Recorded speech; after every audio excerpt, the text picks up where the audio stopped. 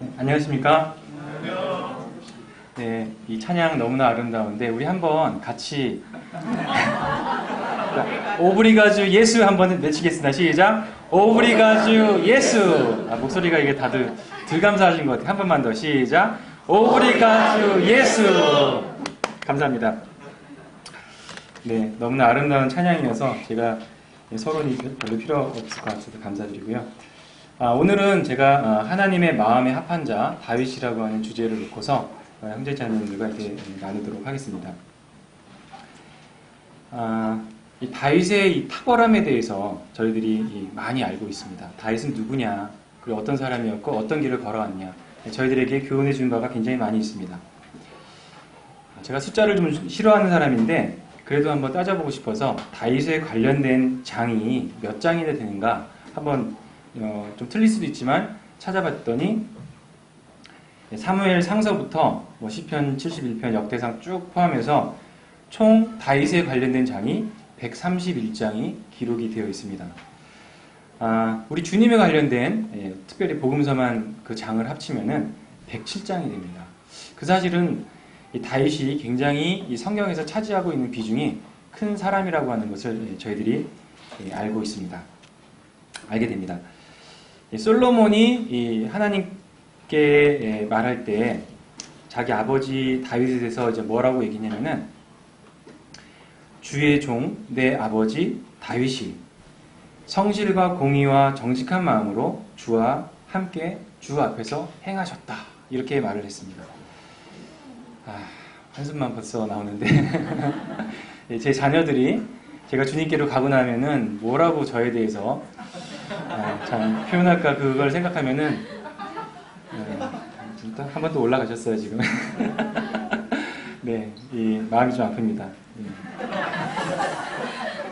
네, 근데 이제 원래 그렇습니다. 예, 어릴 때는 모르고 또 커가면서 또 이상하게 그 부모 자식 간의 관계는 깊어지리라고 저는 그렇게 믿고 있습니다. 하나님께서 다윗에 대해서 말을 할 때 여러분들 성경 말씀 보시면은 굉장히 많은 표현이 있지만 굉장히 아름다운 표현이 있습니다. 하나님께서 다윗을 뭐라고 성경에서 여러 번 말씀하셨냐면은 내 종 다윗 내 종, 이렇게 말씀하셨습니다. 그것도 한두 번이 아닙니다. 계속 말씀하시고 너희는 왜 내 종 다윗과 같지 않냐, 다윗 내 종은 이렇게 했는데 너희들은 같지 않아, 이렇게 하시는 말씀이 참 많이 있습니다. 그래서 심지어는 에스겔 말씀에서도 이 다윗을 하나님께서 내 종이다, 이렇게 말씀하실 때가 참 많이 있습니다. 하나님께서 다윗에 대해서 말씀하실 때 무엇이라고 말씀하셨냐면은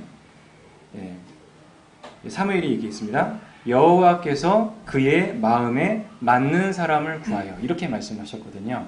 그의 마음에 맞는 사람, 그의 지식에, 그의 기준에, 그의 율법에 맞는, 이렇게 얘기 안 하시고 그의 마음에 합하는 이라는 이 말씀을 하셨거든요.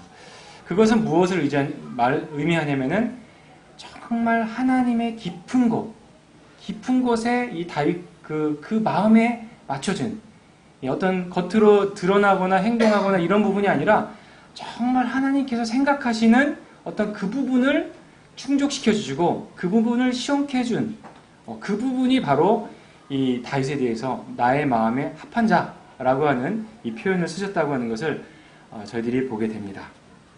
그래서 이 성경을 통해서 어떻게 다윗이 하나님의 마음에 합하였는지, 맞았는지에 대해서 제가 조금 조사를 해봤습니다.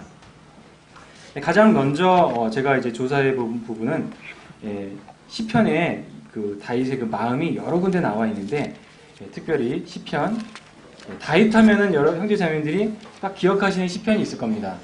무엇입니까? 시편, 그렇죠, 23편입니다. 그래서 다윗은 시편 23편 1절에 이렇게 말을 합니다. 여호와는 나의 목자시니 내게 부족함이 없으리로다. 그의 모든 생애는 이 한마디로 표현이 됩니다. 이 한 문장으로요. 여호와는 나의 목자시니 내게 부족함이 없으리로다. 그래서 그는 그의 삶 전체를 주님께 맡겼습니다. 그리고 인정해 드렸습니다. 여호와는 나의 목자시니 내가 부족함이 없다 라고 이렇게 맡겨드리고 인정해드린 이 모습을 저희들이 볼 수 있습니다. 여호와를 자기의 목자로 맡겨드린 다윗의 삶은 행복한 삶이었을까요? 평안한 삶이었을까요? 네, 맞습니다. 그렇습니다. 그렇지만 제가 구원받기 전에 이 성경을 읽었었는데 여호와께 맡겨지는 목자로 인정하는 그 삶이 과연 행복한 삶이었을까라고 저렇게 들어오진 않았습니다. 왜냐? 이 여호와께 맡겨진 하나님을 자기의 주로 인정했던 그 다윗, 그 어린 양의 결과는 무엇인가요? 참 저는 왜 그때 그걸 생각했는지 모르겠습니다. 제가 그랬어요. 저 봐라, 양으로 삼아가지고 뭘 할 거냐, 나중에 잡아먹을 거 아니냐. 좀 웃으셔도 됩니다. 좀 지혜롭죠, 그죠? 봐라, 저렇게 양으로 해가지고 하나님의 목적은 결국 잡아먹고 뭐 제물로 드리는 거, 이게 목적이 아니겠느냐. 근데 이제 제가 구원받고 나니까 형제 자매들은 어떠십니까? 하나님을 나의 목자로 삼으셔서 내가 그분을 영화롭게 해드릴 수 있다면 그것이 얼마나 우리 성도의 나 자신의 이 영광인가, 이렇게 생각하지 않습니까? 그렇죠? 내가 조금이라도 하나님께 드려질 수 있다면 나를 위해서 죽어주신 그분, 이 목자, 어린 양이자 목자로서 오신 그분이 나를 위해서 죽으셨고 내 삶이 그분의 것인데, 그렇다면은 그분을 나의 목자로 인정하면서 살아가는 이 삶은, 그리고 내가 그분께 드려진다는, 이 예배로 드려진다는 로마서 12장 1절에 나오지 않습니까? 우리 삶을 예배로 받으시는 하나님이신데 그것을 생각하면은 우리는 기꺼이 그분께 드릴 수 있다라고 말을 할 수 있습니다. 오늘 이제 침례식이 있을 예정입니다. 참 그 이름을 제가 다 기억을 못합니다만, 침례는 과연 어떤 의미냐? 로마서 6장 3절 4절을 제가 지난번에 이렇게 보는데 좀 다른 의미로 제가 보여줬습니다. 6장 3절을 이렇게 번역할 수 있을 것 같습니다. 우리 성경에는 그냥 그리스도와 합하여 침례를 받은, 세례를 받은 우리는 그의 죽으심과 합하여 세례를 받은 것이 아니냐, 이렇게 기록이 되어 있지 않습니까? 그래서 우리는 그의 죽으심에 함께 침례로서 이렇게 장사되었다, 이렇게 기록이 되어 있는데, 그 성경에 보니까, 다른 외국어 성경을 보니까 그 침례라는 말을 명사로 쓰지 않고 동사로 쓰였더라고요. 그래서 어떻게 볼 수 있냐면은, 제가 좀 풀어서 번역을 한다면은, 그리스도 예수 안에서 예수 속으로 빠져들어간 우리는 그의 죽으심 안으로 빠져들어간 것을 모르냐. 그래서 이 침례를 받았다고 하는 의미가, 우리가 구원받을 때 그분의 죽으심과 합해서 죽으심 안으로, 그리스도 안으로, 죽으심 안으로 들어갔다는 겁니다. 이 영적인 의미가, 영적인 의미는 바로 실제적인 의미죠. 우리는 그리스도와 함께 그리스도 안으로 들어갔고 그리스도의 죽음 안으로 들어갔습니다. 그래서 우리가 구원을 받을 때는 그것이 이루어졌고 장례가 치러졌습니다. 다시 말해서 그리고 그것을 우리 주님께서는 침례를 우리에게 받으라고, 모든 백성에게 너희는 침례를 주라, 이렇게 말씀하셨는데, 그것은 무슨 의미냐면은 구원을 받은 우리는 나와 하나가 되었다. 그리고 우리는 예수 그리스도와 함께 십자가에 죽었다. 그리고 함께 살아났다까지, 그것이 이제 침례의 의미가 있는 것이라는 거예요. 단순하게 예식으로서 이렇게 받았다, 이것이 아니라 우리가 실제적으로 주님과 함께 죽었고 주님 안에 들어갔고 그리고 주님과 함께 살아났다. 이것이 바로 침례의 의미니 너희가 침례를 받으라 라고 하는 이 말이라고 하는 것을 제가 다시금 생각하게 되었습니다. 그래서 이제부터는 나의 삶은 나의 것이 아니라는 것입니다. 그래서 다시 시편 23편으로 돌아가서 여호와는 나의 목자시다. 여호와는 나의 목자시다 라는 이 말은 정말 쉬운 말은 아니지만 정말 우리가 그분과 함께하는, 그분 속으로 들어가는, 그것을 의미한다라고 하는, 이것을 제가 알게 됐습니다. 그래서 이것이 바로 하나님의 마음에 맞았다 라고 이제 말할 수 있습니다. 또한 시편 18편을 보시면은 이 18편은 이 시편에도 나오고 또 사무엘 한가요? 거기도 동일한 분량의 말씀이 그대로 나와 있는데 사무엘 하와는 다른 문장의 하나가 시편에는 삽입이 되어 있습니다. 그 문장은 바로 무엇이냐면은 나의 힘이신 여호와여 내가 주를 사랑하나이다 이렇게 말을 합니다. 성경 어디에 내가 하나님을 사랑합니다 라고 고백한 고백을 여러분 형제자매들 보신 적 있으십니까? 모르겠습니다. 제가 생각하기에는 굉장히 유일한 것이라고 생각이 듭니다. 우리 형제자매들도 한번 다른 분이 혹시 이렇게 고백한 것이 있는가 찾아보기를 이렇게 바랍니다. 구약에서 굉장히 유일하게 다윗은 나의 힘이 되신 여호와여 내가 주를 사랑하나이다 이렇게 고백을 했습니다. 저는 이 고백이 너무나 아름답고 우리가 그 잠언 1장 7절에 보면은 지혜라고 하는 말에 대해서 나옵니다. 그래서 여호와를 경외하는 것이 지식의 근본이에요. 이렇게 말을 하지 않습니까? 굉장히 우리는 의문을 가집니다. 이 경외한다는 말이 무엇인가? 두려워한다는 것이 무엇인가? 그래서 이것에 대해서 여러 가지 해석을 하는데 저는 이 경외함과 두려움과 전혀 상관없는 단어에서 이 해답을 찾았다고 생각합니다. 그것이 무엇이냐면 바로 내가 주를 사랑하나이다. 그것이 바로 지혜의 근본이라고 생각이 듭니다. 하나님에 대한 가장 큰 경외함은 바로 내가 하나님을 사랑합니다. 라고 하는 이 고백이 가장 우리가 할 수 있는, 우리가 가질 수 있는 지혜의 가장 큰 고백이 아닌가 이렇게 생각을 합니다. 그리고 단지 다윗은 하나님을 사랑한다고만 말을 하지 않았습니다. 그 앞에 뭐라고 되어 있습니까? 나의 힘이 되신 여호와여. 나의 힘이 되신 여호와라고 말씀하셨습니다.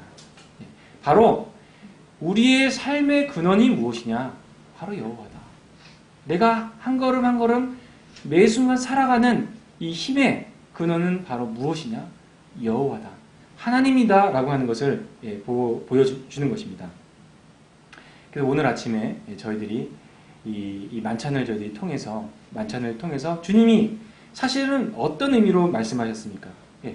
나의 몸이다. 나의 피다. 너희가 이것을 먹고 마셔라. 이렇게 말씀하셨습니다. 이것은 무엇입니까? 정말 주님은 우리와 함께 깊은 이 사귐과 연합을 원하셨습니다. 심지어 우리 몸속으로 들어오기를 원하셨던 것 같아요. 내가 너 안에 들어가야만 하나가 되어야만 너가 살 수가 있는 거죠. 나는 너의 생명이다. 정말 너무나 끈끈한 이 하나님과의 연합, 사귐, 이것을 바로 다윗은 알고 있었습니다. 그래서 나의 힘이 되신 여호와여, 내가 주를 사랑한다. 이렇게 고백을 했습니다. 그래서 우리는 이 주님과 함께하는 삶을 살고 있습니다. 이 함께하는 삶에 그것이 증거로 나타나는 것은 무엇입니까? 바로 기도입니다. 우리는 매 순간, 그래서 바울은 쉬지 말고 기도하라고 말씀하셨습니다. 우리는 살아가면서 말할 때, 일할 때, 때로는 공부할 때, 횡단보도를 건너서 잠깐 쉴 때, 지하철을 기다리는 그 시간, 모든 시간 우리는 주님께 기도하면서, 주님께 속삭이면서 걸어갑니다. 이것이 바로 우리 성도들의 마땅한 삶이라고 말을 할 수 있습니다. 그 외에 시편 8편이라든가 시편 139편을 보면은 우리 시편 8편을 노래하는 그 찬송이 또 있죠. 여호와 우리 주의 온 땅이 어찌 그리 아름답습니까? 이렇게 고백을 합니다. 사막에 가면은 별들이 참 많이 있다고 합니다. 별이 막 쏟아지는 것처럼 보여진다고 얘기를 합니다. 못 봤는데 말이야. 보고 싶습니다. 언제 가서. 자, 근데 다윗은 자기가 보는 그 모든 것들이 하나님을 찬양하기 위한 도구였다고 하는 것을 볼 수 있습니다. 그 별들을 보면서, 그 사물을 보면서 하나님을 찬양하고 하나님께 감사드렸습니다. 시편 139편을 보시면은 형제님들이 너무나 잘 아시니까 정말 하나님은 모든 것을 다 아시는 그 하나님의 그 전지하심에 대해서 다윗은 너무나 잘 알고 있었습니다. 그래서 정말 이 모든 것은 다윗이 하나님의 마음에 합한 자라고 하는 것을 굉장히 잘 보여주고 있었습니다.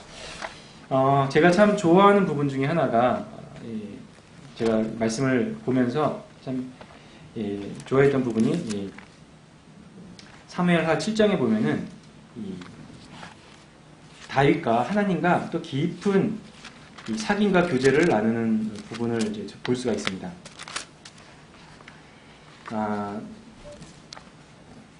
이때는 많은 분들이 얘기하기를 순서적으로는 이 다윗의 범죄함 앞에 이렇게 있지만은 실제로는 다윗의 범죄함이 끝난 이후에 있었던 그 사건이다 라고 이렇게 또 보시는 분이 있습니다.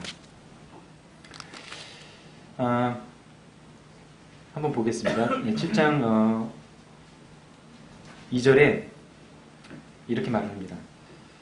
1절부터 읽어드리면 여호와께서 주위의 모든 원수를 무찌르사 왕으로 궁에 평안하게 살게 하신 때 왕이 선지자 나단에게 이르되 볼지어다 나는 백향목 궁에 살고는 하나님의 귀는 휘장 가운데 있도다. 나단이 왕께 이르되 여호와께서 왕과 함께 하시니 마음에 있는 모든 것을 행하소서. 저는 이 두 분이 이제 말씀하신 걸 보고서 참 이 눈치 구단들의 말들이다 이런 생각이 듭니다. 저는 눈치가 진짜 없어요. 정말 없어요. 사장님이 뭘 딱 이렇게 얘기하면은 이게 떨어졌네 이렇게 하면은 이게 떨어졌으니 뭘 준비해서 뭐 이렇게 제대로 준비하라 뭐 그런 거 있잖아요. 방안이 덥네 이렇게 하면은 방안이 더우니까 에어컨을 켜고 이렇게 좀 가만히 있어요. 언제까지? 에어컨 키지? 할 때까지 가만히 있습니다. 제가 참 단순해요. 그리고 저는 항변을 하죠. 왜 나한테 명확한 지시를 이렇게 하라고 1번, 2번, 3번, 4번 이렇게 내려주셔야지 제가 하지 않습니까? 그래서 1번, 2번, 3번, 4번 이렇게 하라고 하면 안 해요. 자, 근데 이 두 분의 이 케미를 한번 보세요. 딱 그냥 말을 합니다. 나는 백향목궁에 사는데 하나님의 귀는 휘장 천막에 있다. 이렇게 딱 말을 한마디를 했어요. 내가 뭐 하겠다라는 얘기 전혀 없지 않습니까? 나는 백향목에 있는데 여호와의 귀는 휘장에 있지 않느냐. 딱 이렇게 얘기를 했어요. 나단이 그러함으로 당신은 여호와의 성전을 지으소서 이렇게 한 게 아니라 여호와께서 왕과 함께하니 마음에 있는 모든 것을 하소서. 참 이 눈치, 하나님을 위한 이 눈치죠. 참 좋은 것인 것 같아요. 우리는 뭐가 이게 나한테 탁 와야지 하는 게 아니라 딱 정말 하나님을 생각하면은 하나님을 위한 것이 하나님을 위해서 할 것들이 무엇인지 이렇게 나타날 것이라고 생각이 듭니다. 그렇지만 하나님은 정말 위대하신 분이셨습니다. 참 다윗의 이 작은 이 소망을 받으셨어요. 그래서 여러 가지를 말씀하시는데 이 여러 가지는 너무나 아름다웠습니다. 제가 다 읽어드리지는 않겠습니다. 하나님이 내가 나를 위해서 내가 살 집을 건축하겠느냐. 쭉 그러시면서 내가 이렇게 너를 도와줬고 너희 이스라엘을 도와줬고 쭉 말씀하시면서 오히려 내가 너를 위해서 네가 나를 위한 게 아니라 내가 너를 위해서 집을 건축하겠다. 이렇게 말씀했습니다. 근데 또 성경이 그거로 끝나면은 재미가 없었나 봐요. 그러니까 다윗이 그 하나님이 해주신 말을 듣고서 또 정말 여러 가지 말로써 하나님 어떻게 나에게 이렇게 베풀어 주셨습니까? 그러면서 또 내가 기도할 마음이 생겼습니다. 정말 이 케미가 하나님과 이 다윗의 이 케미가 정말 착착착 맞아서 했습니다. 이것이 바로 하나님의 마음에 합한 자 다윗의 이 모습이었습니다. 그렇지만 또 다윗은 우리가 이 다윗이 이 하나님의 마음에 합한 것이라고 하는 것을 이 다윗의 이 범죄함을 통해서 저희 또 알 수가 있습니다. 참 다윗이 천국에서 그럴 것 같아요. 제발 저에게 또 합니까? 잠깐 제가 귀를 좀 막겠습니다. 이렇게 할지 모르겠습니다. 근데 또 합니다. 우리 이 다윗의 이 범죄에 대해서는 저희들이 너무나 잘 알고 있습니다. 사무엘하 11장과 12장에 이제 그것이 나오는데 뭐 다 아시니까 거두절미하고 다윗이 밧세바를 자기의 왕의 권력으로 그리고 밧세바는 또 누구였냐? 충직한 신하 우리아의 아내였습니다. 그래서 간음을 해서 임신을 시켰고 그걸 덮고자 해서 우리아를 데려와서 임신했던 거를 이렇게 하려고 했지만은 정말 이 하나님의 사람 우리아는 본인이 어떤 자기의 어떤 이 의도와 상관없이 하나님에 대한 이 충직함으로 그 범죄에 참여하지 않게 했습니다. 그래서 결국 하나님을 위해서 우리아는 죽임을 당했던 것입니다.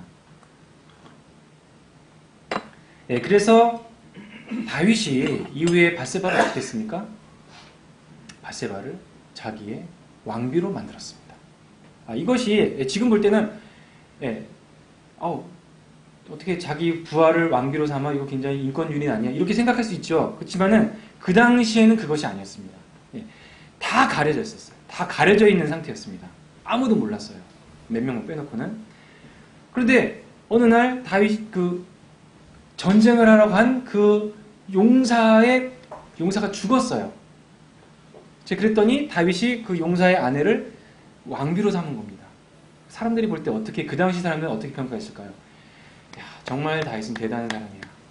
어떻게 저렇게 이 왕비, 그 부인, 그냥 배우자가 사라지면은 너무나 힘들고 어렵게 살 그 여자를 죄치로 해서 재혼으로 해서 왕비로 삼은 겁니다. 그건 굉장히 아름다운 장면이죠. 그렇지 않습니까? 저는 그렇게 생각합니다. 그렇지만 그것이 하나님의 보시기에 악했습니다. 그걸 다윗도 알았을 것입니다. 그가 이 범죄하게 되는 그런 과정 속에는 굉장히 많은 하나님의 경고, 원인이 있었습니다. 누구냐? 당신의 부하 우리아의 아내였습니다. 하나님께서 누구를 보내셨냐면 나단을 보내셨습니다. 나단이 우리가 그 비유도 너무나 잘 알고 있습니다. 이 부잣집이 있었고 가난한 집이 있었는데 부잣집은 양이 많았는데 가난한 집에 양이 한 마리밖에 없다. 암양이 한 마리가 있었다. 정말 자기 자녀처럼 했었는데 부자의 친구가 오니까 그 여러 양을 놔두고 그 양을 오로지 그 양을 지목해가지고 죽여가지고 내놨습니다. 어떻게 하시겠습니까, 임금님? 그랬더니 다윗이 평소 같지 않은 그런 태도를 보입니다. 뭐라고 했냐면 그는 반드시 죽어질지나 그런 건 아니죠. 그래서 다시 조금 정신 차리고 나니까 4배나 갚아야 된다. 그런 폐악한 일을 했다니 이렇게 다윗이 이게 어떤 본능적인 반응을 보입니다. 왜 그랬을까요? 왜 다윗은 나단이 그렇게 얘기해요? 그냥 어린 양에 대한 그 말을 한두 마디 했을 뿐인데 바로 그냥 마음이 합해가지고는 그는 반드시 죽어야 된다. 이렇게까지 얘기를 했을까요? 그것은 바로 다윗이 목동이었었기 때문에 그렇습니다. 그는 정말 충직하게 하나님의 주신 기업으로서 아버지의 양을 쳤습니다. 그래서 그 양에 대한 하나하나의 그 소중한 것이 얼마나 소중했던가 하는 것이 다윗의 마음에는 그의 밑바탕에는 뼈저리게 있었던 것입니다. 그래서 그렇게 반응을 했는데 나단은 그에게 바로 당신이 그 사람입니다. 라고 말을 했습니다. 다윗은 굉장히 훌륭했던 사람입니다. 그가 자기의 죄를 깨달았을 때 다윗은 지체하지 않았습니다. 왕이었습니다. 그 사람. 나단이 이렇게 얘기했는데 정말 기분 나쁜 얘기를 한 거죠. 나단을 죽여라. 할 수도 있었습니다. 그렇지만 그는 하나님 앞에 바로 엎드렸습니다. 내가 왜 어떻게 범죄했습니다. 다윗의 죄는 간음, 살인, 도둑질, 탐심, 내 이웃의 아내를 탐내지 마라. 이렇게 했는데 그렇게 했지 않습니까?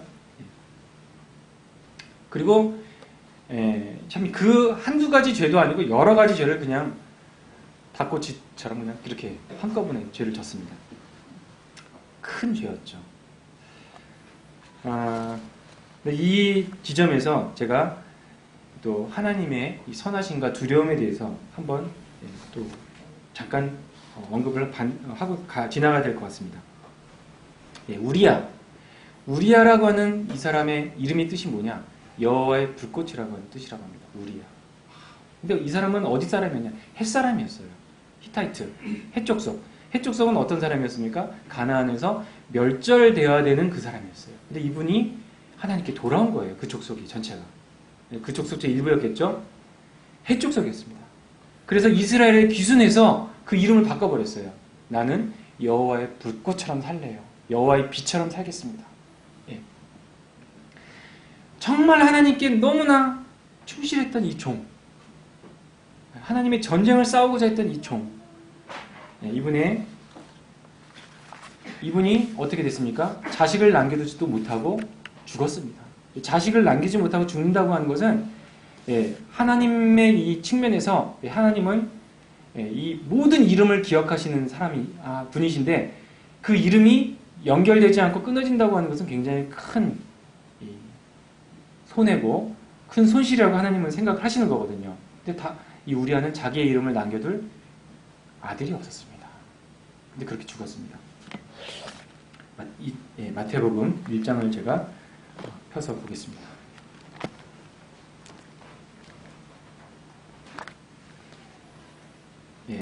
마태복음 1장 6절에 이렇게 기록이 되어 있습니다. 이새는 다윗 왕을 낳으니라.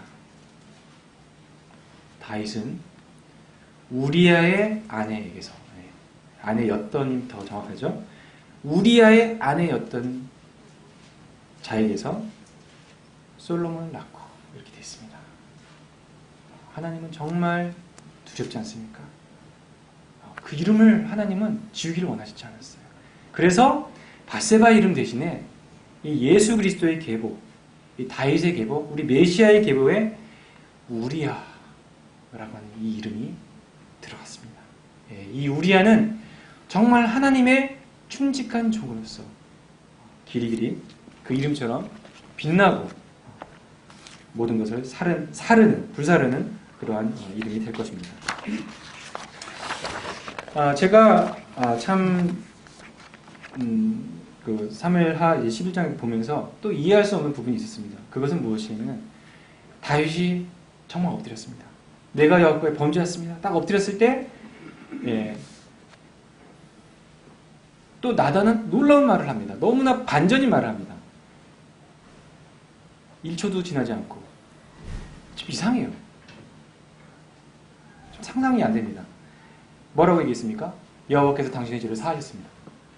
좀 뜸도 좀 들이지도 않고 말입니다. 좀 고난의 당신이 이러므로 이제 고난의 기간이 기다리고 있을 것입니다. 물론 이제 결과를 받았지만 한 달간 좀 기다려 봅시다. 이런 게 아니라 내가 여호와께 잘못했습니다. 여호와께서 당신의 죄를 사했습니다. 이것도 무슨 캠입니까? 쿵 하니까 짝이죠. 죄송합니다. 이 하나님께서는 정말 이 하나님의 의, 하나님의 사랑, 하나님의 은혜, 하나님의 자비, 이것은 바로 다 예수 그리스도로 말미암아 나오는 것인데 이것은 정말 너무나 놀랐습니다. 저는 어떻게 이 옛날 구약에 보면은 안식일을 한번 어겨서 하나님께 잘못 말해서 그렇게 죽임을 당하고 죽은 사람이 있지 않습니까? 근데 이 다윗은 몇 중에 이 죄를 졌는데도 불구하고 잘못했습니다. 죄를 범했습니다. 그랬더니 용서했습니다. 이렇게 용서를 받을까? 저는 굉장히 신비였어요. 의문이었습니다. 근데 지금은 이제 알게 됩니다. 바로 이 다윗이 저라는 걸 알게 됐습니다. 내가 하나님 앞에 이런 죄인이었습니다. 하나님 앞에 이렇게 나왔을 때 하나님은 예수 그리스도를 통해서 저를 용서했습니다. 의롭다라고 말씀하셨습니다. 근데 다윗의 또한 이 탁월함은 이 범죄 앞에 이렇게 엎드린 것뿐만 아니라 하나님에 대해서 굉장히 큰 지식이 있었습니다. 하나님은 어떤 분이냐? 다윗이 알고 있었던 지식은 뭐냐? 시편 51편에 나오는데요. 51편 17절에 이렇게 기록이 되어 있습니다.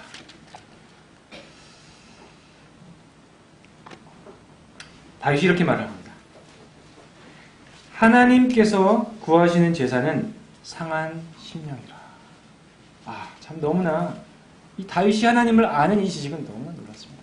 우리는 때때로 내가 잘못을 했어요. 뭔가 좀 부족해. 그러면은 본능적으로 내 뭔가 드리려고 하는 마음이 있어요. 내 몸으로 뭔가 좀 행하려고 하는, 이런 보충하려는 그런 마음이 있어요.